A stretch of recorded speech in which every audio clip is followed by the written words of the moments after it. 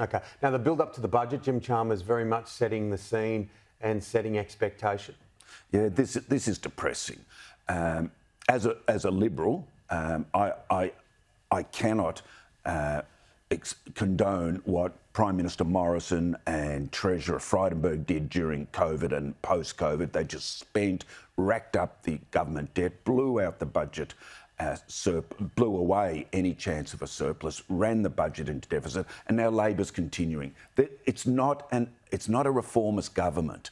The debate is that the increased taxation revenue from those people now in employment, reduced unemployment benefits, gas, coal and iron ore receipts through the roof. They're probably going to get more than $40 billion in extra revenue.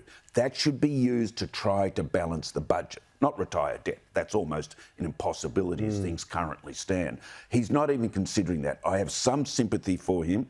He has a lot of pressures for spending: defence, aged care, NDIS, increased wages to public servants. Now, a lot of that they've brought on themselves by making campaign promises and doubling down since the election. But for those of us who believe in fiscal discipline and eventual retirement of debt, it's a very depressing notion. Oh, it's an interesting time, isn't it? Because lots of this country, from an individual perspective, middle Australia, aching. Like I read a report this morning about some of the building companies, small businesses in Melbourne, building businesses that are just going to the wall. Yeah, I just don't think there's enough reward for effort. Innovation is being stifled.